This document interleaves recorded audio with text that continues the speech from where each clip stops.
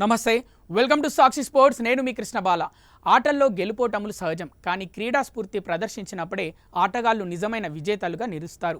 Rajasthan Royals చేతిలో ముంబై పరాజయం పాలైనప్పటికీ 15 ఏళ్ల కుర్రాడు వైభవ్ సూర్యవంశీ ప్రదర్శించిన అసాధారణ బ్యాటింగ్కు ముంబై కెప్టెన్ హార్దిక్ పాండ్యా ఫిదా అయిపోయాడు.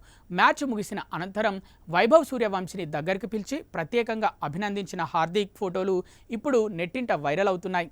వర్షం కారణంగా 11 ఓవర్లకు కుదించిన ఈ మ్యాచ్లో యువ సెన్సేషన్ వైభవ్ సూర్యవంశీ విధ్వంసం సృష్టించాడు.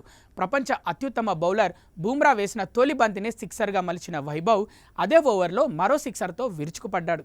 కేవలం 14 బంతుల్లోనే 5 సిక్సర్లు, ఒక 4తో 39 పరుగులు చేసి రాజస్థాన్ స్కోర్ను పరుగులు పెట్టించాడు.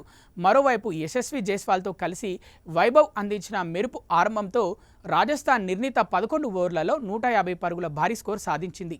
మ్యాచ్ అనంతరం హార్దిక్ పాండ్యా మాట్లాడుతూ వైభవ్ సూర్యవంశీని బ్యాటింగ్ను ఆకాశానికి ఎత్తేశాడు. 15 ఏళ్ల కుర్రాడు ఇంత నిర్భయంగా ఆడటం చూడటం చాలా ఆశ్చర్యంగా ఉందన్నాడు.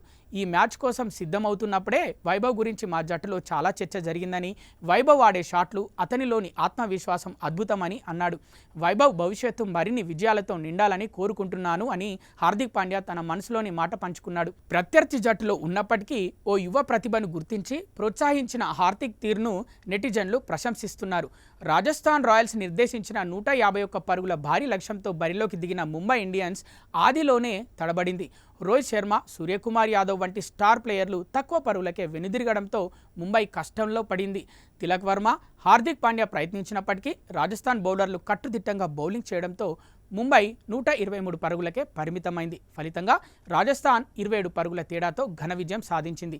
చివరిగా ఈ మ్యాచ్ ఫలితం కంటే బూమ్రాను ఎదిరించిన వైభవ్ సూర్యవంశీ ధైర్యం, ఆ కుర్రాడిని అభినందించిన హార్దిక్ సంస్కారం క్రికెట్ అభిమానుల హృదయాలను గెలుచుకున్నాయి.